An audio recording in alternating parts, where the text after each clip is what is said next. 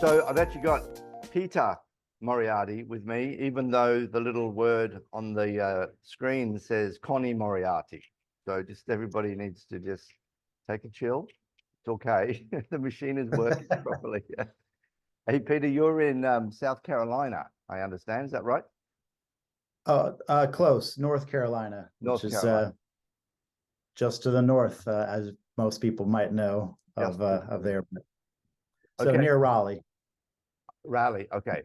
So I know of you, this is our first conversation. I know of you through a Facebook group called Biosophy, which is some of the most beautiful images and words around this this sort of idea of a spiritual connection to nature. Is that the intention of the website?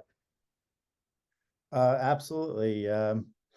I just think of as many things as I can.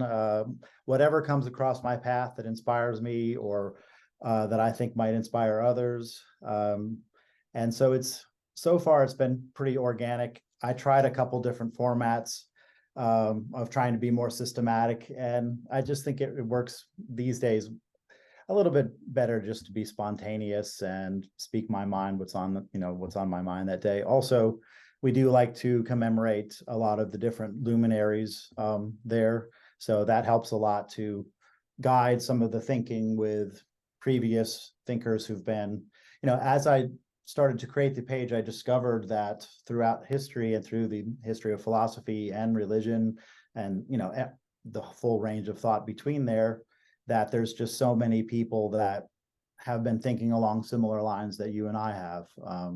And so I try to feature their ideas or how people have contributed towards this general cause that we share. Yeah, okay. And you mentioned philosophy. Give me some of the philosophies that you were referring to there.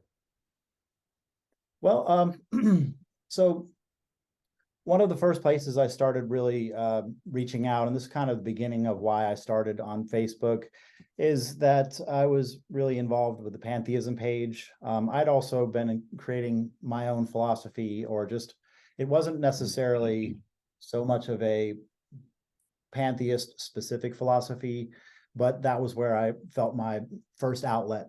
That's where I started exploring a lot of ideas and philosophical and getting into discussions. And I got to know I was in LA at the time, so I got to know the owner of the page and helped him to design the mural. So the pantheism background mural that is basically my friend Perry's building. Okay. And we decided which luminaries should all go on there. And that was kind of a project that, we put all of our thinking and, heart into for over a year and so forth, and had an amazing artist, Levi Ponce, do the art on there.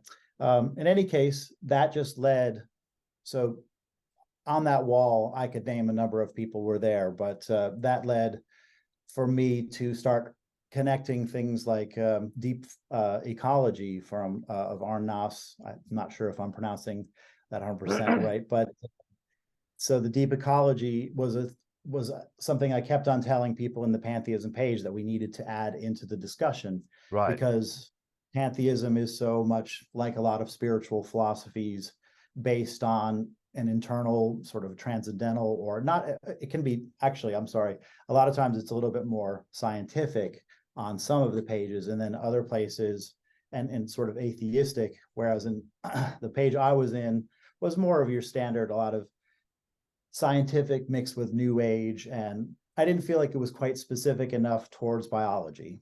And so I branched off and created the Biosophy page to feature that. Just tell me how you define pantheism. So pantheism, basically in short, is saying that the universe as we know it in its physical form is more or less the entire body of God, whereas what we know of as a physical universe, of course, is all energy. And so it's not just the physical material universe, but it's the entire universe, and all that exists, as in from the pan, is actually what God is, and that God is everything, and that all is one. And essentially, that we can. So Spinoza, Baruch Spinoza, would be what we usually consider the godfather of pantheism, and his Okay. philosophy was essentially that we could come to know God by studying the universe. And as a he was in that era where science was just beginning, a theme that he wanted to explore in terms of no longer learning about scripture just by conjecture or the words of priests and Nicene councils and things. He thought that we should study the universe to understand God. Okay, and so this is God in more the idea of the personality God, as opposed to the sort of Einstein God being laws of nature. Well, Einstein said that his God was Spinoza's God. And so basically, Spinoza was considered, he was actually excommunicated first. He's Jewish, and he was excommunicated by the local rabbis and synagogue, I think. And then his work started creating controversy among Christians as well. There in Spain is where he lived. Right. And so he was a controversial figure. He died very young. He didn't really, he created endless controversy more after he died in some of his more dangerous works. He was considered the great atheist, actually. So his view of God was not a person. Okay. Yeah. His view of God was that it was all the function of the universe. But also, it's not just his view, and this is, I think, very important, is not that it's all just the material, external, objective universe, but on the flip side, that there was also the internal, subjective, an interiority to the universe, which basically is saying that he called that the thought side of God versus the extension, and the extension being the body, or what we know as the physical universe. But there was a perceiver inside of all things, and this perceiver was the true mover of the phenomena that we know. What we know as external phenomenon is actually primarily more of a internal phenomenon, or a subjective phenomenon that's experiencing itself from the inside. Basically, it was a type of early panpsychism as well, which didn't really even start with him. Panpsychism goes back all for Greek. In fact, we might say that panpsychism is an extension of animism, which has been around since. Okay. And then you mentioned deep ecology, and I think the pronunciation is Arnenaeus. Okay. And that's how I read it. I wasn't sure Arne. I would have to get the exact pronunciation. I think it's native Norwegian. Now, so I would say that I came along to Arnenaeus and deep ecology much later than pantheism, but I always felt that it wasn't even that my initial belief was pantheism itself. It's that I experienced things that I came to understand the universe as being a different type of understanding of what God meant. And so I came to a lot of these things in a way that I was always looking for something I could find and identify, a reflection of my ideas. And so I have gone from Taoism to Advaita Vedanta. That's basically my main. Hinduism was where I really had a lot of my first thinking and awakenings to the idea that God is not this man on a cloud, or somebody who invisible presence that's judging and watching us, as much as we all participate in the divine, and very much along the lines of Alan Watts, of course. And so, Alan Watts was one of my first influences, but so was Nietzsche, who espouses another type of more earth-based spirituality. A lot of people think that so Spinoza is understood as the great atheist. Nietzsche was the person who supposedly said, and maybe even some people believe he killed God by saying that God is dead. But in fact, he just saw a type of spirituality that is very much coming from within us. It's not something that's down above and imposing itself, is that we're rising into becoming what we can be. And so all those forces came together. All those different minds came together. But then I also found that some of the ideas of people like Marcus Aurelius and other early thinkers who saw the world as everything being alive, a kind of organicism. And so Right. that it's an understanding that all the universe itself is unfolding much in a way that organisms unfold. They have, Right. in some ways, you can see when you look at the larger, at the macro, it does resemble the micro. There's this connection between growing galaxies and growing stars, solar systems, planets.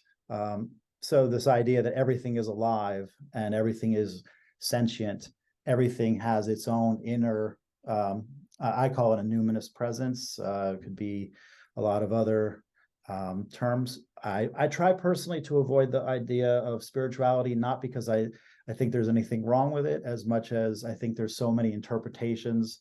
In some of your own videos that I've seen, that you mentioned that basically the problem with so much that's going on in the world is that we don't have a cohesive way of speaking about and understanding so many of these ideas. And it makes it difficult for people to communicate. It makes it difficult for people who are, so say, non-believers to communicate with people who are believers. Yeah. People of one faith communicating with another. And I think that that's been an issue for us. And I really, in spite of loving Indian philosophy, I think that technical terminology can sometimes create a block. You've got so many cultures that are saying the same things, but they have a very particular language in each one, and it makes it out that they're unique, but in fact, there's so much crossover. And I think a lot of people see that. In any case, I think that everything that I'm trying to put together is a synthesis very similar to Vita Sapien views. It's just that in everything that I've tried to do, I'm finding influences that this is interesting. I know people are going to like to see this. And so it has brought this huge pastiche, this complex tapestry together. And that's kind of now what you mentioned a term a few minutes ago at the beginning of this piece that I wasn't familiar with. It was around when you're talking about, you mentioned Hinduism. There was another phrase that you used, another philosophy. maybe that was Advaita Vedanta. Yes, tell me about that. Okay, so Advaita Vedanta is a pretty important pantheistic type of philosophy coming out of India. It basically emerges from a time where there was a lot of philosophical discussion and argument about what did Hinduism actually mean. And so we had reformers like Buddha that basically wanted to more or less scrap a lot of the original Hindu deities and go with a new approach that was much more clean. And his version of Hinayana Buddhism, to some degree, is clearing everything away and just leaving this very simple practice of letting go of desire and letting go of many different basically temptations with the world. Advaita Vedanta is a similar school. It's like another Buddhism, but it's a Buddhism that holds on to the Hindu deities and tries to explain Hinduism through the original Vedas. And basically what that means, Advaita Vedanta means non-dualism. And non-dualism means that there's no separation between me and the divine, or between much of anything, really, that everything, male and female, ultimately in the final picture is all unified.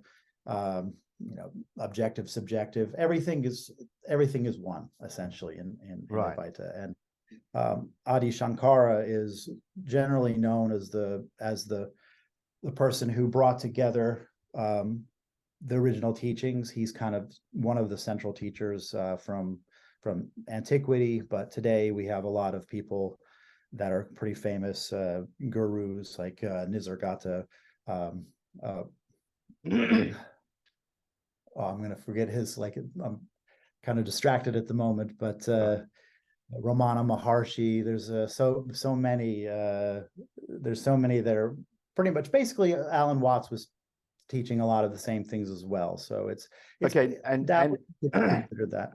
And sorry, on Alan Watts. So my understanding, I actually haven't read his work. I keep seeing him pop up and intending to, but is it true to say that he was somebody who brought a lot of these Eastern religions and spiritual practices to the West in the 70s. Do I get that right? Oh, absolutely. Yeah. I think that for many people, he would be seen as the person who was able to bring um, many of the Eastern ideas. You've got Joseph Campbell and, of course, Carl Jung, many people who are bringing together spiritual ideas into a synthesis. But Alan Watts, he was just so influential. He was on the radio for several, I would say, decades, and was constantly, he had such a huge body of work. The number of hours of him of speaking, and he was just absolutely so eloquent and so amazing in how he was able to bring together what seemed to be amazingly complex ideas and show so much of the similarity and humanize them, and making his audiences laugh and really just having insights right there on the spot. He could speak in a way that you just right then and there, he'll break away parts of your misunderstanding. Yeah. With Alan Watts, it's such an amazing person to be able to speak with a voice that just almost melts away delusion just by speaking. Yeah. Okay. So, so one of the things that I sort of write about is this idea that, say, back in the turn of the say 1900s, that in the Western world, if you wanted to do spirituality, you went to the church. I mean, it probably pretty much wasn't really an alternative. But then something happened in the early part of this century where this is the origins of like the New Age spirituality, which is like in a large part the synthesis with a whole bunch of stuff from around the world. Is this Alan Watts as one of the key figures of that? Have I got that right, or was this penetration of these Eastern philosophies into the West went back in time before that? well, a little bit before that, around the turn of the century, Swami Vivekananda was a emissary from India that came to speak at I believe it was the Chicago World Fair, and he spoke of the unity of all religions, and basically brought the idea of Hinduism to the West in a way that it humanized it and connected to something that a lot of people really, he how could I say, he magnetized, or he got the entire world very interested in what it is that particular philosophy could offer to the West. Right. He wasn't the first. Emerson and Thoreau would also have been interested in.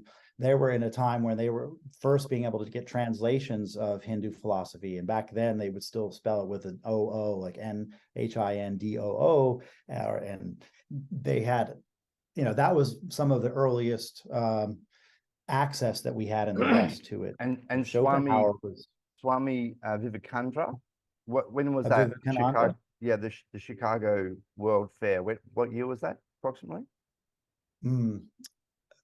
I would like to say it was probably in the early 1900s, towards the even 1908, or even sometime around there, early.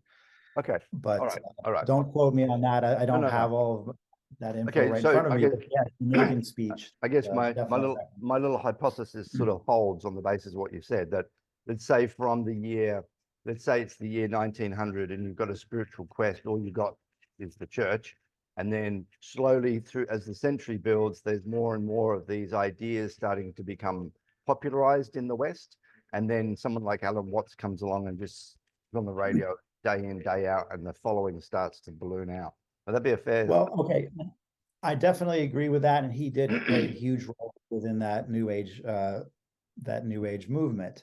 But I wouldn't necessarily say he was such a New Age teacher. He really was he was part of that, but he was popularizing, and what he would say is that he is a popularizer of Zen Buddhism. And so Zen Buddhism was ultimately what he was trying to promote the most. And I think that's not quite New Age, although of course New Age can encompass everything. And I don't have, actually, there's the parts of New Age that are the commercial parts, like crystals and incense. I mean, those are not, that's one thing, but then there's actually a lot of thinkers in the New Age movement. Some of them I think are, maybe partially crackpots. Some of them, there's such a wide range.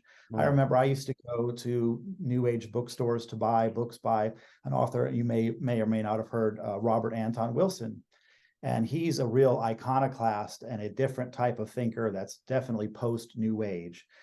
He's much more in the era of people like Terence McKenna, and in the modern era where he is breaking down old taboos and talking about not only altered consciousness, but taboo subjects about government and mind control and government experiments, and basically talking about what kind of world are we living in, some of the fears you talk about about the Anthropocene that we're in now, and the way that human culture is more or less the regular people are experimenting with all kinds of new things, and everything's changing, but we also have people behind the scenes that are not just experimenting with new ideas. They're trying to control people's minds and trying to change, make it so where we want to raise consciousness, their interest is to basically keep people hypnotized, keep the system running, keep the wars going, keep the money coming in.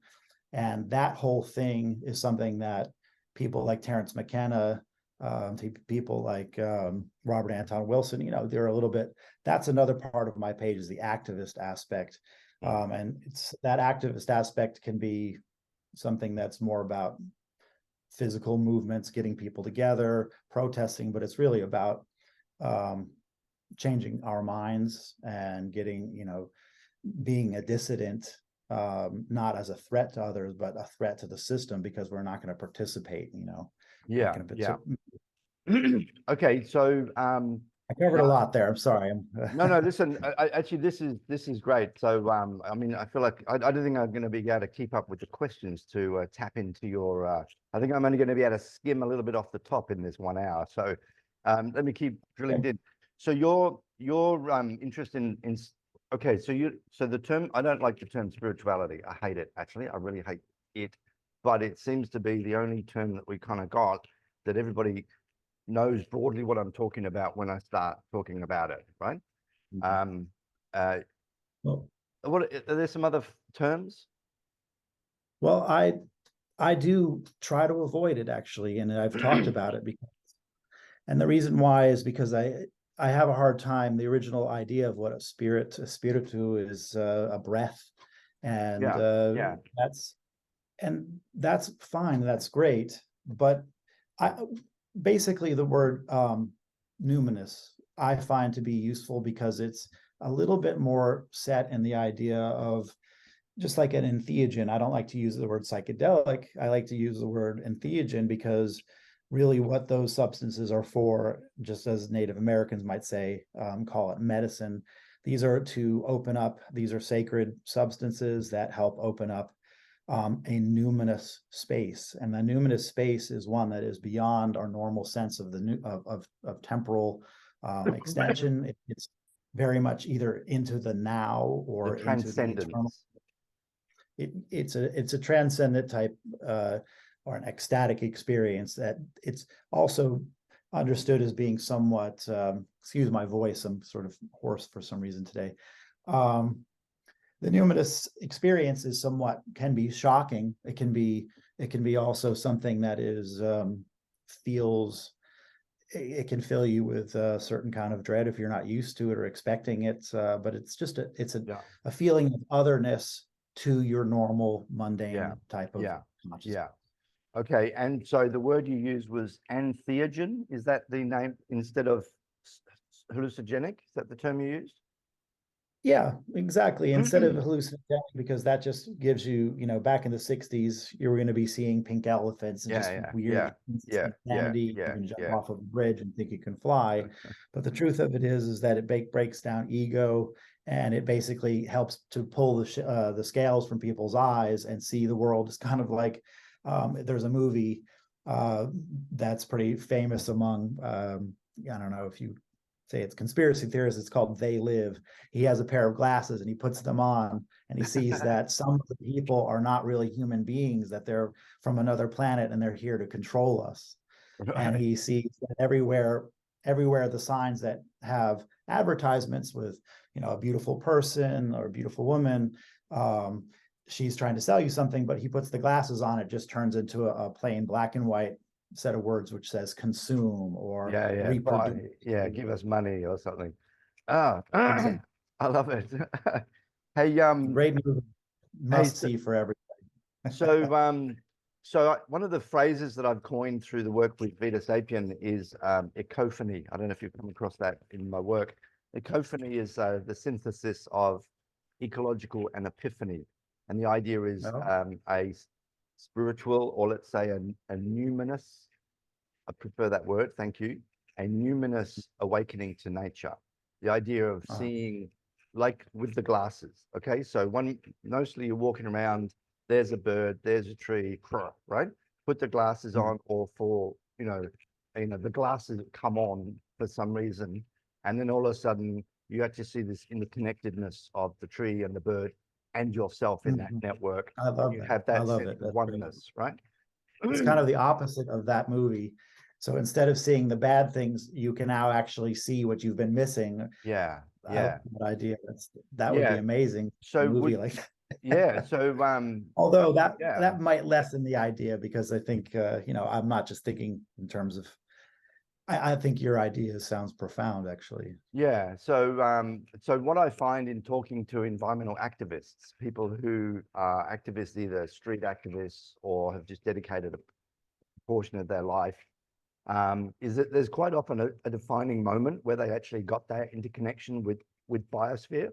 And when I say, and just to be clear, so I don't like using the word cosmos and universe. I met this guy once and I was telling him about Vita, and he says, I believe in the cosmos. And I'm like, what the fuck does that even mean?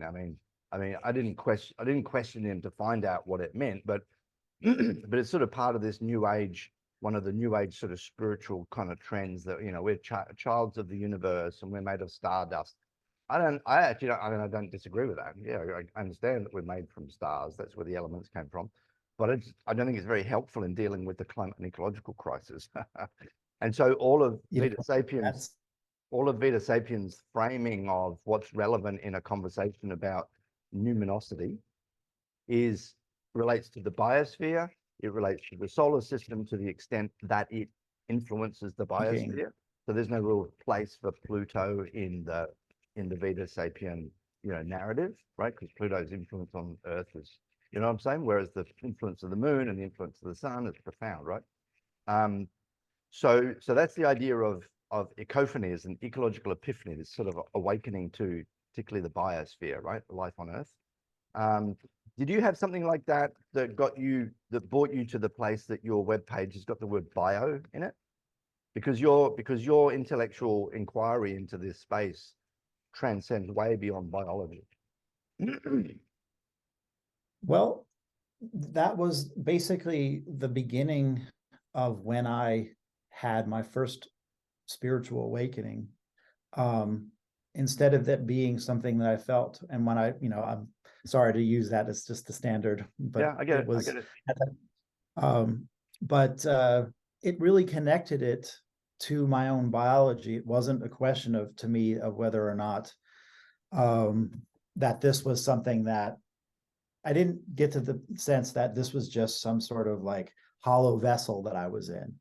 I felt that I had actually came to understand that I had awakened to myself being in this body and being alive, and understanding myself as more or less not what does it mean to be a human being, and what are we? Who are we? What is this being that's coming through us?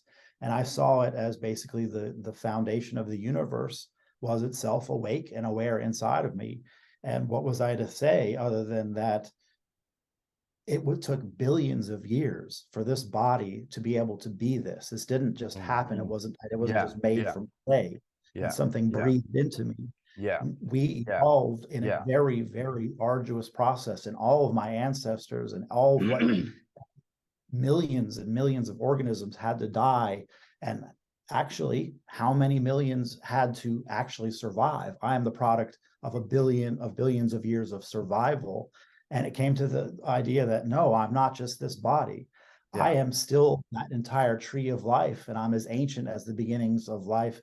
And that ties into even before the beginnings of life. But getting back to where you said about how we're stardust, that's fine. We are stardust. We are even the energy that's more fine and bright and energy closer to pure energy than stardust.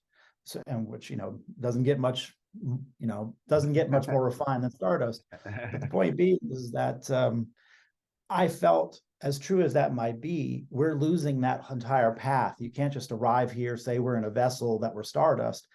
That doesn't do a very big service to everything we must preserve, because you have some madmen now. We're going to scramble up how many billions of years of this evolution that has been occurring, I believe, fully naturally, not being crafted by outside hands. It did it itself, through processes that are native to the universe. And now people are coming along and they think they can tamper with it, that this is just, this one world is one of many, or we can move to the next planet. That kind of stuff never, it offended me in that moment of realization of what it took to get us to this place where I could be alive and aware of myself as basically, what does it mean that the universe, are we divine? I don't know if I would say we are divine. I would say that we are a miracle that is beyond imagining. How is it possible? And you know what? If you like yourself, you're kind of glad you're here. If you like life, and if you love the miracle of how beautiful life can be, and how amazing animals and plants, then I think we owe it to ourselves to be a little bit more aware of what it took to make this possible, than just think we're all spirit, and if we all die, it's okay, and the world would be better if we're gone. So I really love that, what you just described, the idea of the seeing of yourself as not just like got plonked here, right? But this long chain of evolution, like, and sort of honoring your forebears, in this case being the Cambrian explosion, And I want to share something, because one of the arguments says, if the humans do nuke ourselves or eradicate or heat death of the biosphere, which is kind of coming right through the cascade of climate tipping points, at least to a point. It's okay, because that's happened 5 times before and nature pops back up again. I'm actually pretty comfortable with that argument. However, here's an idea. There's a Russian scientist who has put forward a science paper talking about how Gaia, or Vita Planeta as we call her, can actually be seen as one of the problems with the idea of the Gaia hypothesis, if you were to have that Gaia was actually a single living being, was there was no mechanism for a normal Darwinian evolutionary approach of a single organism. And this guy is basically saying that if you were to take Earth species to a planet that within the habitable zone, and they were to colonize that planet, then that's actually a mechanism by which the Darwinian evolution could take place. And therefore, it is fair to say that all life on Earth forms a single living organism. So keeping that in mind for a second, we've only got around 2 billion years left before the red giant, as the sun expands out and scorches Earth, to the best of my understanding of the science.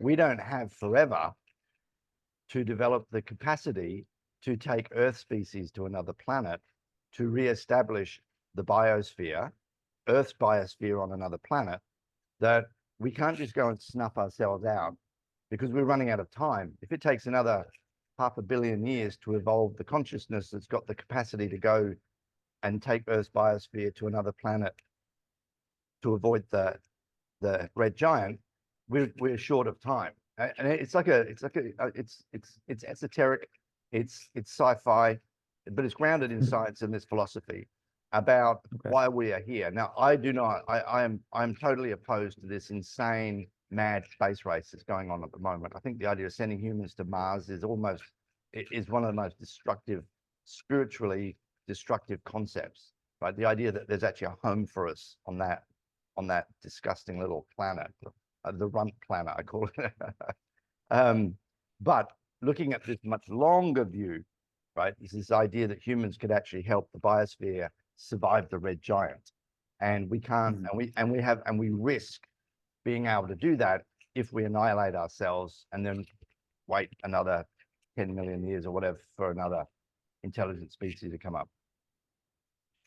thought I'd share that because it sort of extends on and back to your idea of seeing ourselves as this, not as the final destination in this long journey, but a waypoint, and that it will continue long after us, and that our responsibility on Earth is to ensure that that can continue uninterrupted, which comes right back to environmental conservation, winding back climate change, and so forth.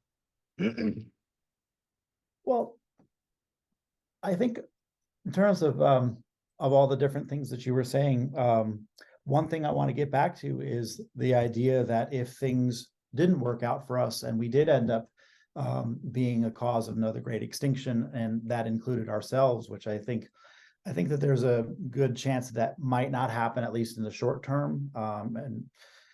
And I think that it's possible that even if we were to cause a major, I do think that there is going to be, we're already in the middle of that, of an extinction event, of a mass extinction event. In fact, this extinction event is already it's getting very close to the loss that we had when the dinosaurs were wiped out.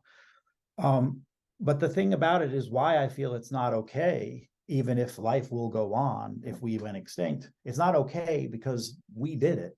And it's not okay for us to say it's okay because we're the ones that are responsible. Point being is it might be okay for the planet. The planet might be glad to say, well, see us gone, but thinking of all the other species that we never had a right. We didn't put them there, and we don't have the right to take them away.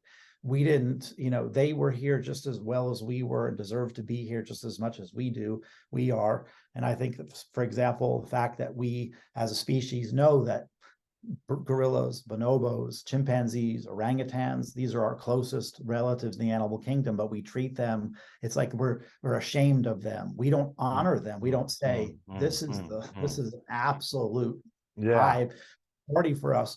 And why does it matter? Because it's our self-image. How can we ever come to find ourselves as good? What are we gonna think of ourselves? We're gonna consider ourselves like so many people already do. They already think of human beings. You hear about people who have self-hatred for their ethnicity, but people are saying they have hatred for their species. People's view of themselves, and our need to really start seeing ourselves again in a way that reflects our more noble nature. I think that not only our more noble nature, but we have to start to learn that we're biological organisms and really love that.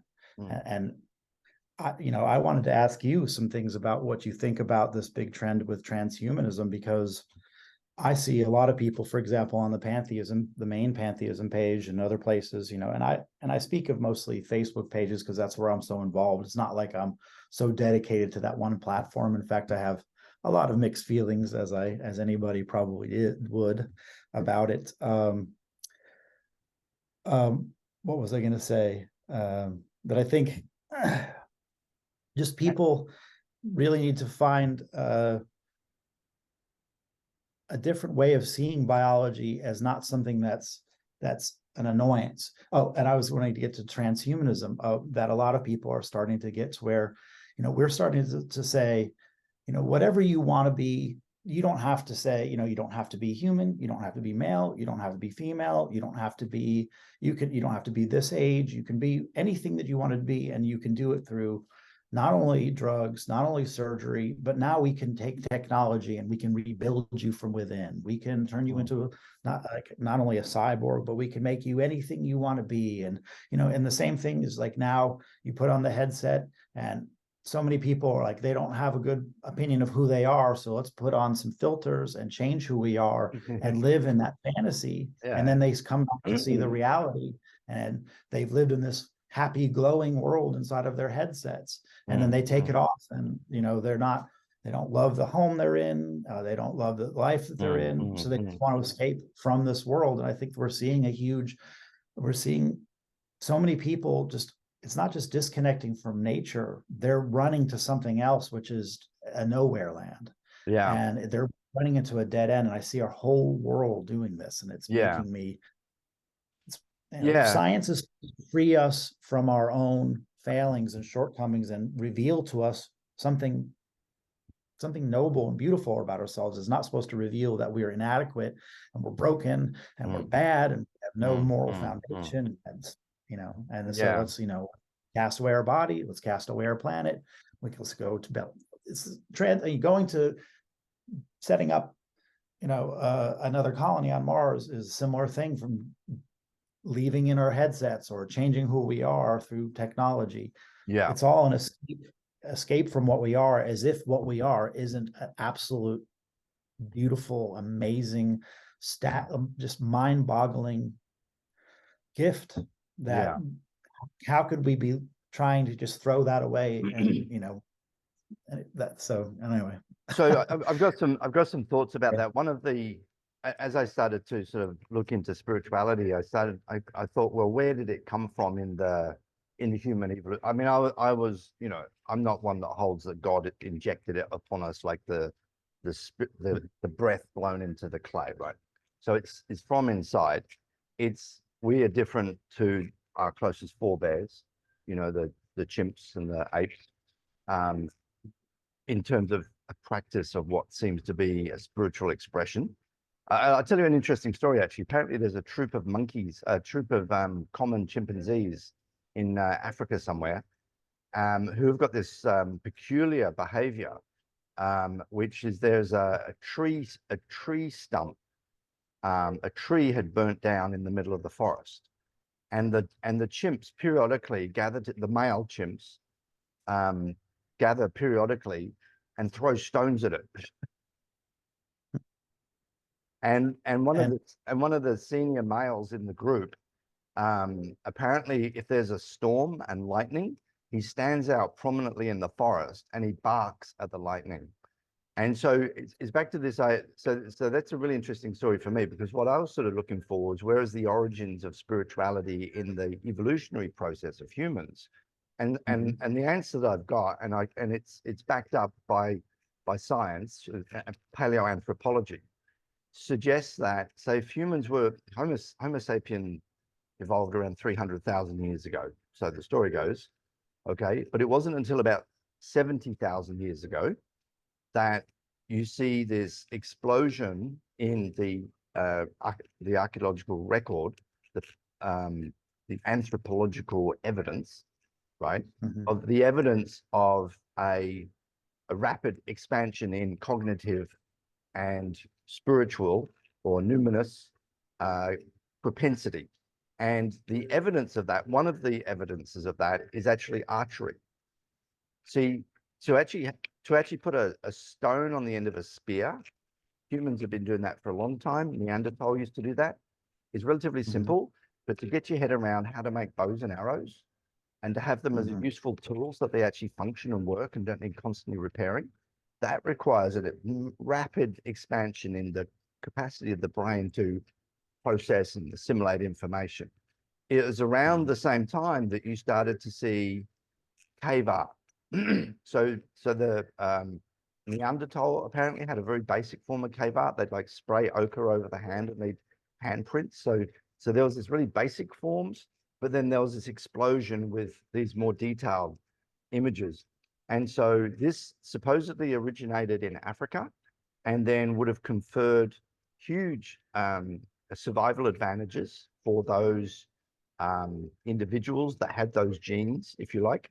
So this was sort of the origins of language. So the way I view spirituality or numinosity, thank you, is that it's part of a matrix of cognitive capabilities that evolved in the humans around 70,000 years ago.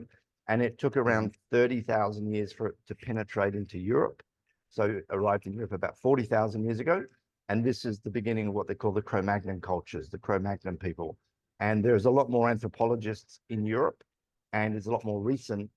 The evidence is a lot more recent. So most of the research in this space is around, and they call it the Upper Paleolithic Revolution. So that's the term they use in Europe, which is from 40,000 years ago. Bang! This explosion of complex tool use, evidence of clothing, sewing, funerary practices, cave art, sculptures, and archery, and so forth and so on. So that's my understanding of the origins of spirituality, grounded in the sciences, and that's become a bedrock of the work that I'm doing. Because what that then does is it helps us say, well, what is a frame of reference of what humans are like without technology, without Christianity, without capitalism, without money? There's an author called Rob Urey, Zen Economics, I think his book is. I saw an interview with him and Chris Hedges, and he says for 99% of human existence, we've got by without money as an intermediary of exchange. And so the thought experiment is, what are we actually like, right? Because capitalism and cities and motor vehicles and debt and, you know, monogod religions and, you know, technology and social media, all of these things are added onto something, added onto our primal self. And so for me, the primal self is represented in the Cro-Magnon people. It's a frame of reference, okay? And there's a lot of information about them, about how they lived, what they ate, the social, how they organized themselves. You could say the same thing about indigenous cultures. So indigenous cultures, indigenous cultures that have maintained their indigeneity, as opposed to those that have been basically assimilated into Western lifestyles, is the same, right? So Cro-Magnon, indigenous, sort of same thing, the way I see it. So for me, that becomes the frame of reference of who we were before all of this other crap fell on top of our heads and we had to deal with it. As for this transhumanism, I'm of the opinion that, you know, we're free to do what we want as long as we don't harm the planet or harm other people. And so people that want to augment themselves with, you know, machines or implants or whatever, I'm happy. That's just part of that extraordinary expression. I see that just as the same as the cave art paintings in the La Salle cave. You know, it's an expression of this artistry where you're the canvas. So I don't have a problem with that.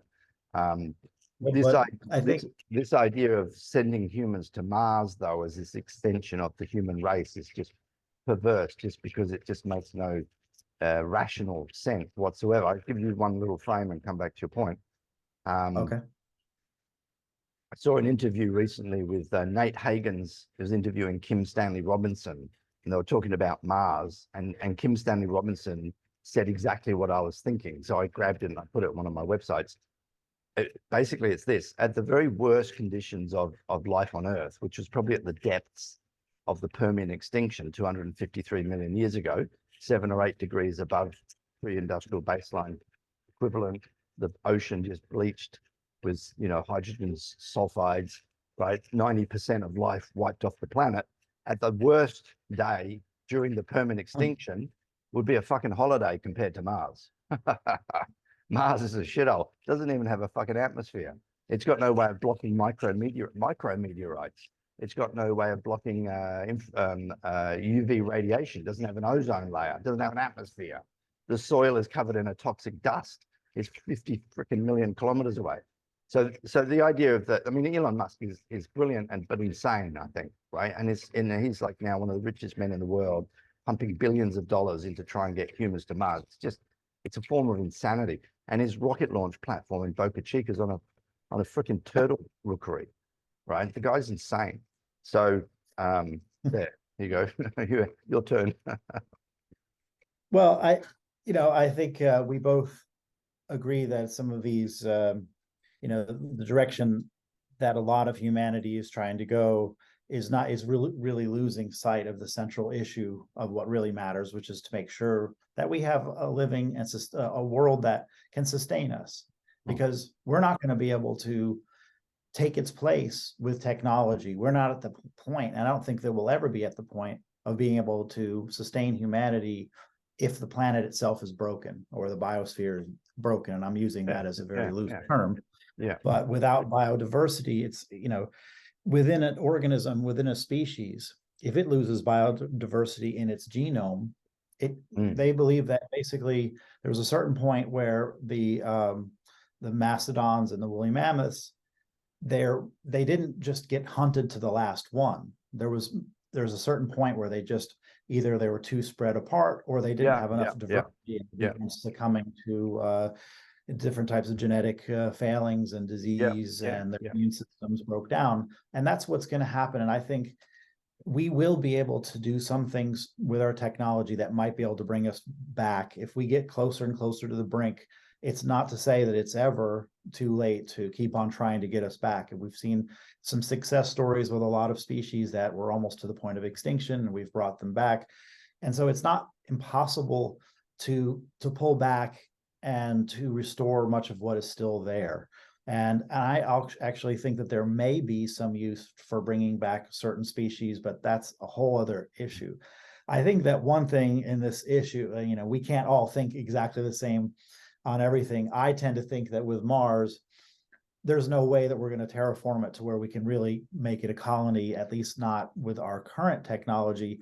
But that to me is not, it's never going to be a planet B that people can be like, oh, well, we didn't succeed here, so it's okay, we can go to Mars. I think I tend to be a little bit less worried about the Mars thing. And when getting back to transhumanism, I think a lot of times we think that that's little devices that just sort of make our lives a little bit more convenient, sort of like our phone, but sort of embedded in some of our things.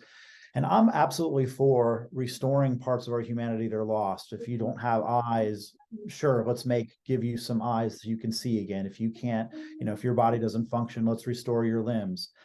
But I think people don't understand that transhumanism is not so much about large devices that we just put onto ourselves, or sort of like a phone, like Elon loves to say, we're already transhumanists because we carry this around. That's baloney, because what he's talking about is nanotech. These are machines, and nanotech is going at such a speed that people don't realize.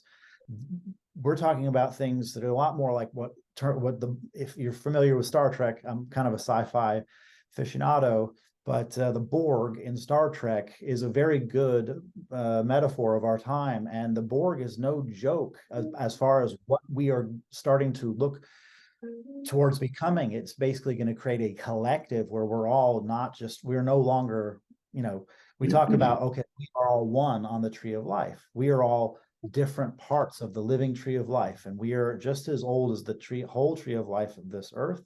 We are its outer the leaves, the last crop of its living leaves. We will be replaced with leaves again, but that will still always be the leaf coming from the tree. And that tree itself is all of the life of this planet. And we're all connected. And this nanotech is going to take people off of that tree and put them onto a tree of technology, and of basically a tree of binary digital technology. And we're going to basically become like a hive collective, an insectoid type species that is merged with machines and no longer has an individual mind, because we will be assimilated into the Borg. And that is, to me, a very frightening prospect that I take very seriously, based on how quickly I've seen artificial intelligence, nanotech, and everywhere around our planet, we've got satellites. Everything is full of 5G technology. Everything is this electric. We are transforming in our own lifetime into another species, Homo technologicus. We talk about the Anthropocene era. We are no longer going to be Homo sapiens soon. We're going to be Homo technologicus.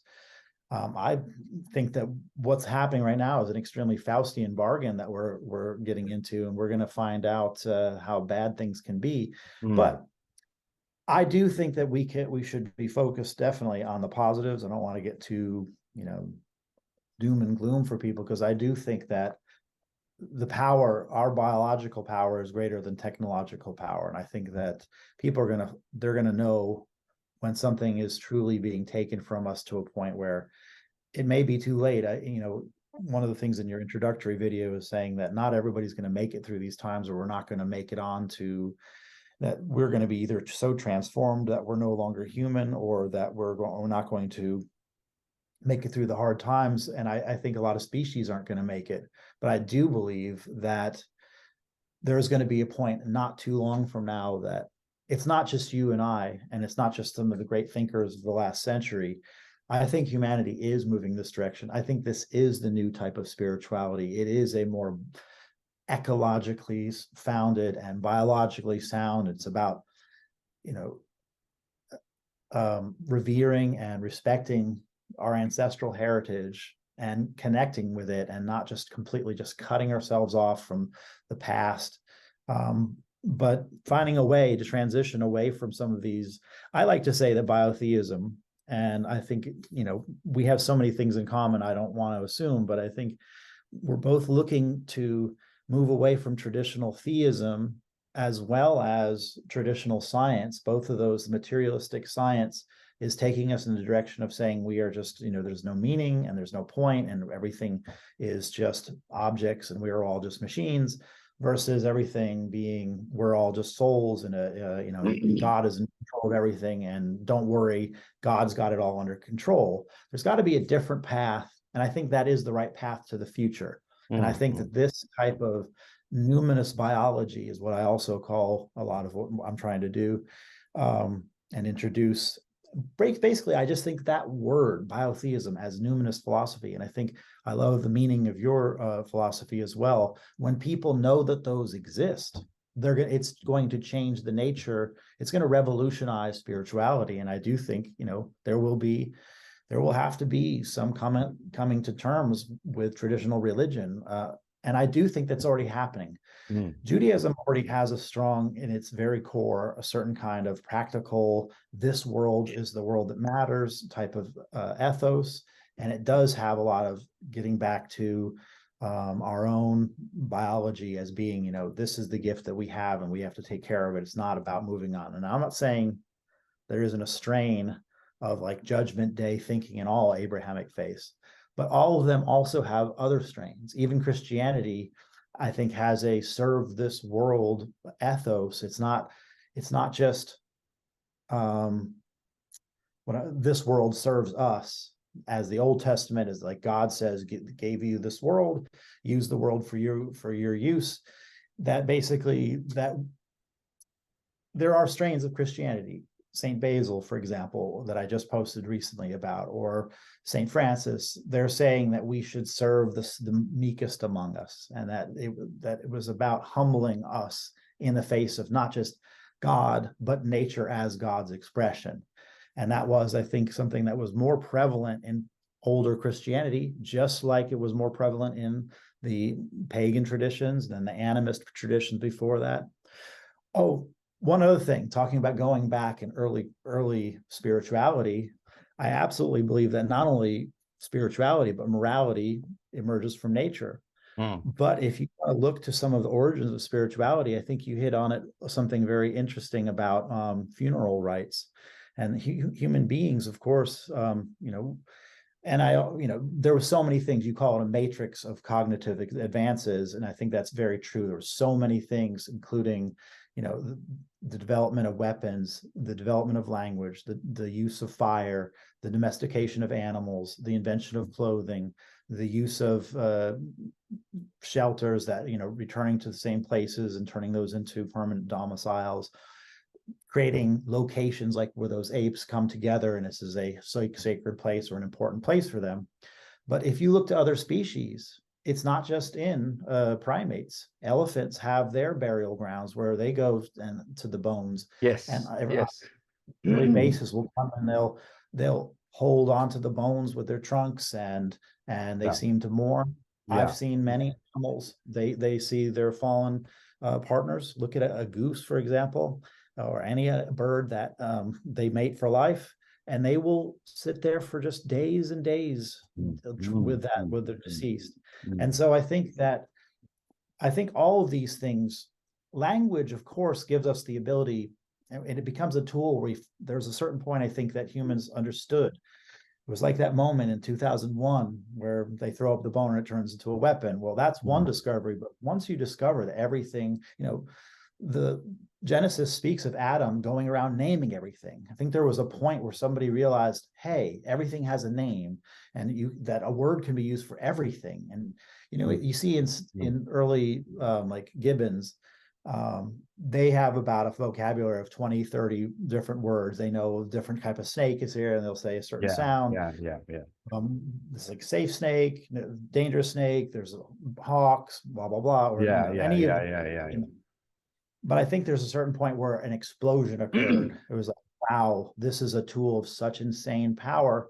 And Yeah, then that mixing with, first of all, I'll also mention that many species before humans, in fact, a lot more species than we realize, use different types of chemicals to change their consciousness.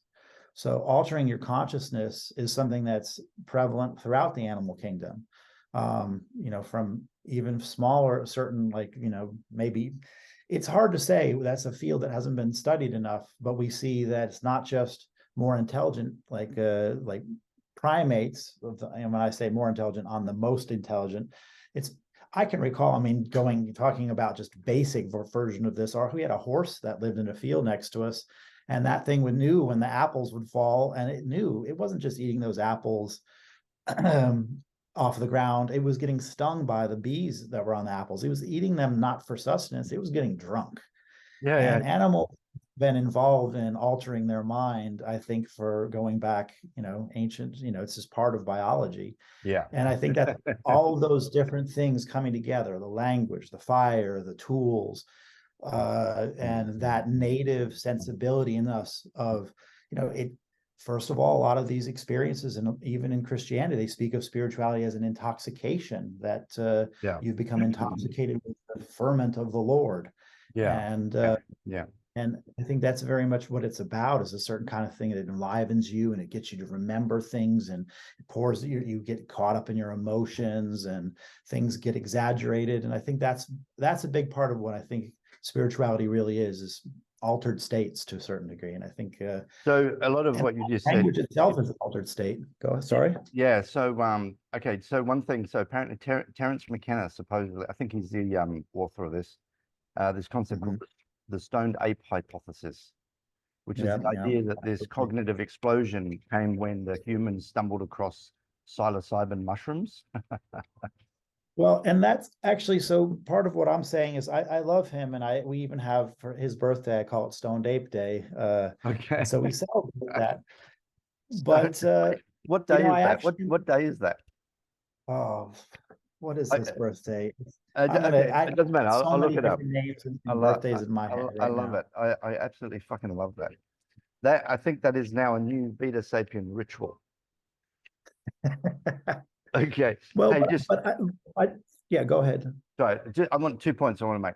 So, so the way I see it is that what happened 70,000 years ago in humans, this explosion, I don't have a proper name for it. I can't find a scientific name for it. I haven't got a proper name for it yet, but you said an explosion occurred. So the way I see it is that the origins of this comes from a complex central nervous system with language. Okay. Now a dolphin is language is absolutely, language is so important. Yeah. So what I'm saying is when the goose has a grieving process, or the chimps throw the rock at the tree that I was mentioning before, or these other evidences of what we would sort of refer to as spirituality, is that they're not advanced because they don't have language. They may have a complex central nervous system, but they don't have language. And when you've got language, and then all of a sudden, boom, that's when the explosion happens. Oh, well, that. But I forgot to mention about the transition into language, as far as not only spoken word, but written word, must have occurred through, and I think this is absolutely, now we can emphasize it, because I think this is so important. Language is one of those things that I think was part of the explosion. The other, and you mentioned it, is art. And I think that's what spirituality really is a kind of art. It's the art of taking language and the art of taking symbolism and applying that to our experiences of consciousness. And so the ancient person knew that everything had a word for it. Well, does a certain state of mind or have a word? And I think that those words are the names of gods. Those states of mind became different deities, and those beliefs of our past became stories that the deities basically, they had to come up with an idea. Well, who are we? Where did we come from? How did we get here? And so they would invent these names of deities to tell the story of how we arrived. And I think this mixture, it is a kind of an alchemical mixture of all of the things that were changing inside of us, and that came as an expression. And I think that expression I think art is the best way to describe that. I think the spirituality and art are so, they are equal. And to me, biotheism, I wouldn't call any of us I wouldn't say holy people or priests or saints or whatever. It's artists. Every one of us is an artist. We're all artists doing with a different type of aesthetic or approach. And our lives is the art piece.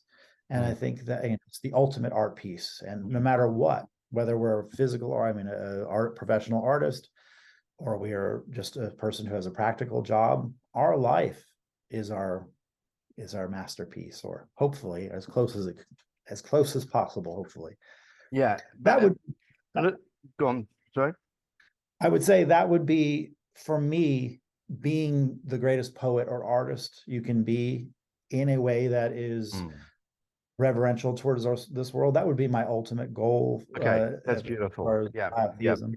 Be the best artist you can be whilst in reverence to life on earth, sort of thing. Yeah. Okay. Absolutely. So I learned. I'm writing the Vita Sapien book right now. I got 54,000 words. Very happy. I'm looking. It'll be around 60,000. I'll have it. I'm in Siem Reap in Cambodia right now. I came here to visit Angkor Wat, and I got a rental here for a few months. So it's my writing place.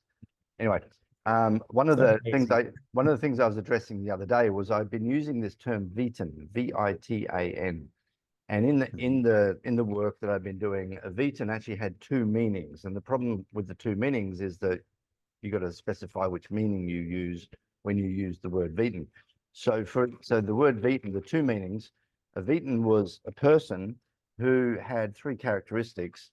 Firstly, they had a deep love and reverence of nature and biology and the biosphere. Secondly, they framed a spiritual connection. And secondly, they framed their view of the world in part through the environmental sciences. And thirdly, they were in action proactively to try and make things better. That was the idea of a Vitan. There's millions of people like that in the world. Maybe, I don't know, in the Western world, maybe I think around 8% or so of the public. The other term of the word Vitan that I was using was somebody that followed Vita Sapien philosophy. And so these are two different things, because you've got to learn about Vita Sapien philosophy before you can follow it. And those people that follow it will have the characteristics of the Vitan that I just described. So I was struggling with that, and I actually resolved it yesterday because I found the word vitalism. And this goes back to something you were saying before. So a vitalist is a person that has vitalism. The idea of vitalism is that it views humans and it views life as not just the scientific frame of molecules and energy and that. It sort of says that there is something else, right? And this is the sort of the spiritual aspect. There's something other, that life can't just be defined using physics and chemistry. There's something else. Is this where the word Elan Vital, is that yeah. the one So this might have come out of that. I think that was a French tradition, Elan Vital. The idea that there is some sort of inner, again, spirit, awful word. We don't want to use that word, but there's some sort of a shadow, if you like. You've got the physical biology, you've got the chemistry, you've got all of that stuff going on, but there's a shadow that animates it. And so that word vitalism, I think, is actually now established, because I think it's a very valuable frame of reference to help understand this broader conversation. Yeah, I love it. Stoned Ape Day. That's great. All day, maybe 3 days. Okay. Well, biotheism has a couple, where there's also, I think it's called Bicycle Day, and that's the day where Alan, when we say Alan, I forget his first name, Hoffman, discovered LSD. What is his first name? In any case, so I'm getting a little on the tired side. That's all right. Yes, it was the day where he rode his bike and it suddenly figured out that there something wasn't quite right. But so, I like to think that biotheism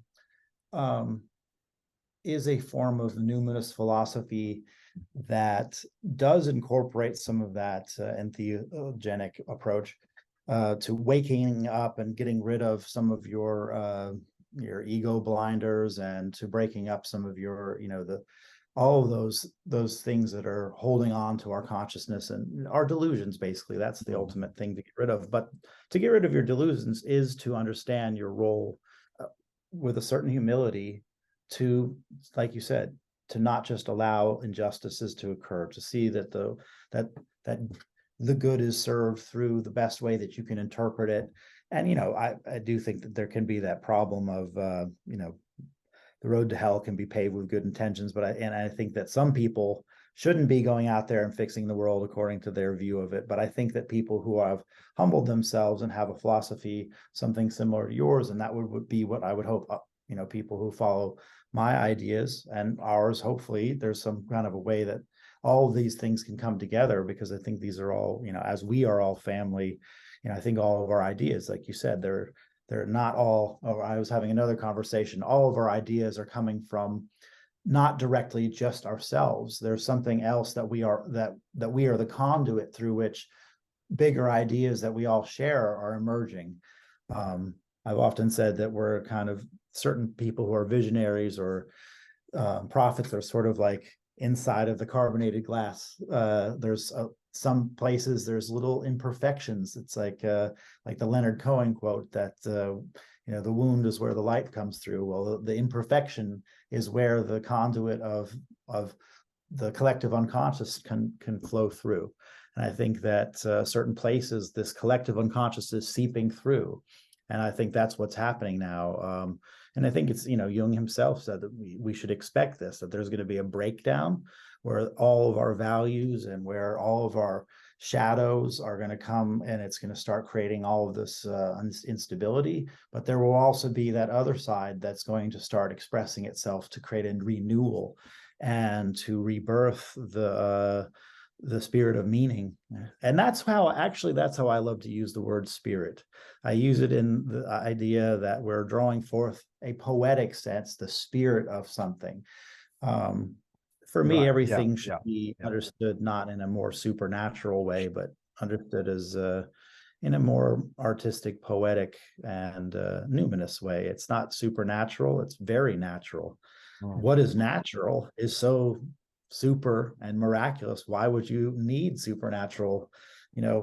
What's going on here? We keep on finding how, we keep on finding more and more how strange and miraculous we are, or not less. And that's the paradox of science, is they keep on wanting there's two types of science. There's real science, and then there's corporate science. And I think we've got, the world is taken over by corporate science. And of course it's not going to get it right, because it's really here to take. It's not, it's here to hoard. And we need to change the way I think science, and that's so important. And I know that's something that you share, is that you love science and you care about the real science of things, and you're not interested in just flubbing it for certain spiritual ideas. And there's another example, is we need to really take that seriously, because that's how can we be good stewards and ecologists if we don't understand the truth of what is actually happening there, and don't have an interest, a thirst to keep on learning more about it. Corporate science is, it's like, as soon as they get the profit, they figured out what they need to know. The rest of the science can wait for the 2 generations later that have to deal with the the horrors of what has been unleashed. We've got to the end of the 40 minutes again, so let's okay, well, let's wind this up right now. Go on for a long time, but we're not doing a third one. Hey, this has been I've got to get going to bed now. So. No, that's fine. This has been a fantastic conversation. Thank you very much, and we'll come back and maybe have another one sometime down the track, hey?